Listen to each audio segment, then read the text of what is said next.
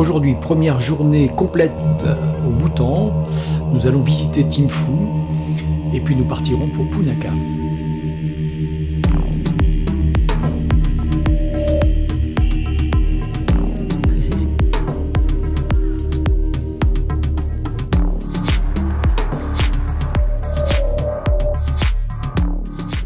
Donc là voilà la Clock Tower, le centre du village où il y avait la fête hier soir. Là le soleil va bientôt arriver. Toutes les maisons ont des façades décorées. C'est assez surprenant et très joli. Voilà. Bon, il est le matin tôt là, hein, donc il n'y a pas grand monde dans les rues encore. Sinon voilà, c'est l'aspect du centre de Thimphu.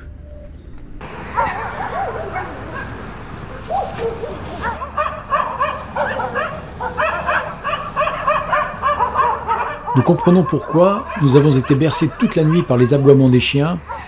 Il y a des chiens errants dans toute la ville. Thimphu, la capitale du pays où nous sommes actuellement, n'a que à peu près 100 000 habitants. Et petite anecdote, c'est assez marrant, il n'y a aucun feu rouge dans tout le pays.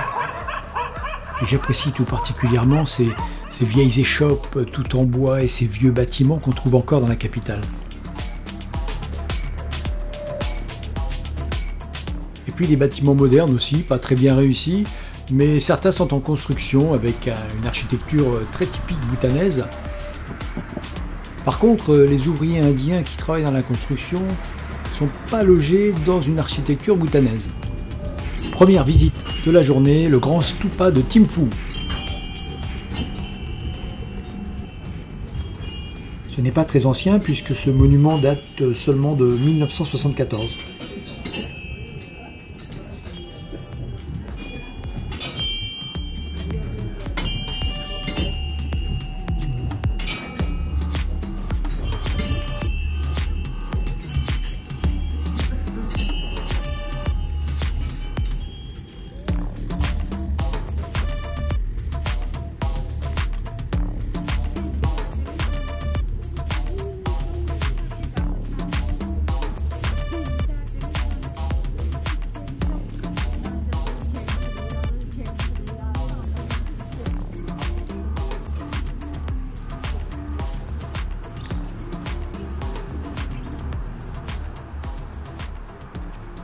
Prochaine visite, le grand Bouddha sur la colline.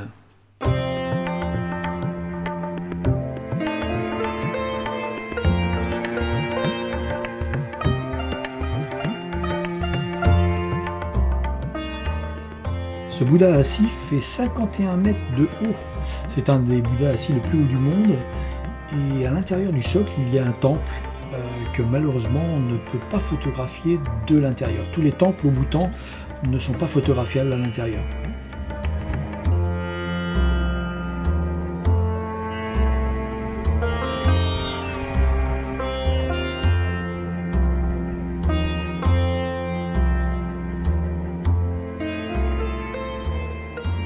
Le dzong divisé en deux, il y a la partie religieuse devant et en diagonale le bureau du roi. Voilà.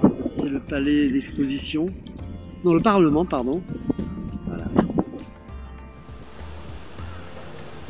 Nous allons découvrir les takins, c'est l'animal emblème du Bhoutan, un animal en voie de disparition qui fait partie de la famille des antilopes.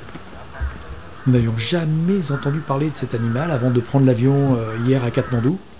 Et c'est en lisant le magazine de la compagnie aérienne que nous avons fait cette découverte. Pourtant, c'est un sacré mammifère. C'est pas tous les jours qu'on découvre un nouvel animal en plus de cette taille. Alors, petite anecdote encore, le gouvernement, qui est très pro-écologie, trouvait anormal que ces pauvres animaux soient enfermés, donc ils les ont relâchés. Mais très rapidement, ils ont trouvé quelques taquins qui se promenaient dans la capitale. Donc ça l'a pas très bien fait. On a vite recapturé les taquins, on les a remis où ils sont actuellement.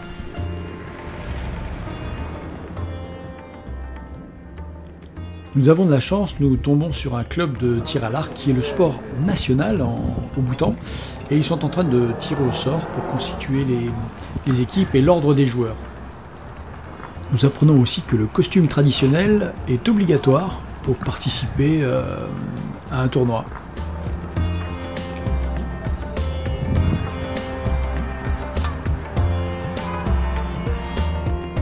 La cible est vraiment toute petite, elle fait à peu près 30 cm de large sur à peu près 1 mètre de haut et elle est située à 130 mètres. C'est énorme.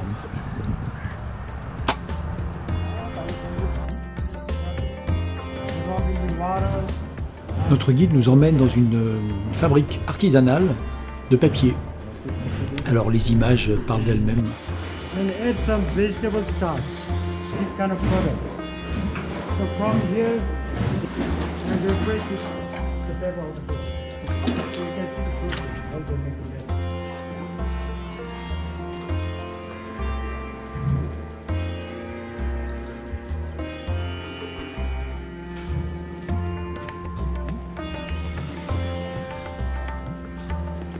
Over here, you press water, and they'll take to dry here for like a 10 to 15 minutes.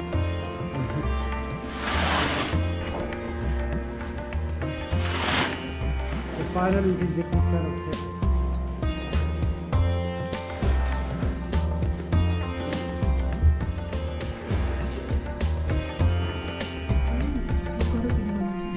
Nous ne pouvons pas passer à côté d'un atelier de peinture traditionnel bouddhiste.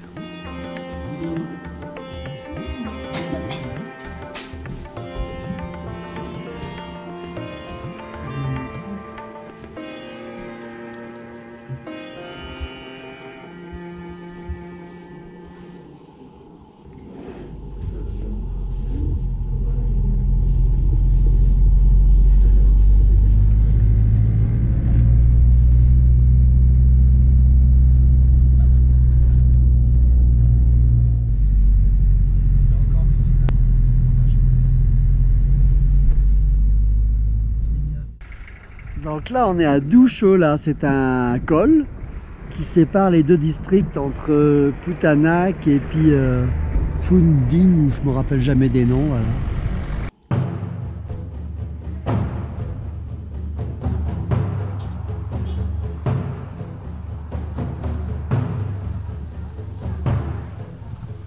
Sur ce col, la Reine-Mère a fait construire un monument en 2003 en l'honneur des 108 soldats morts lors d'une rébellion séparatiste organisée par des Indiens.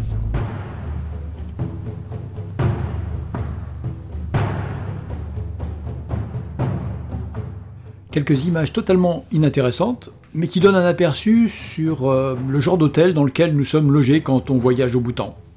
Nous sommes 2 frères à voyager, et comme c'est la saison basse, nous avons obtenu sans aucun problème et sans supplément une chambre chacun.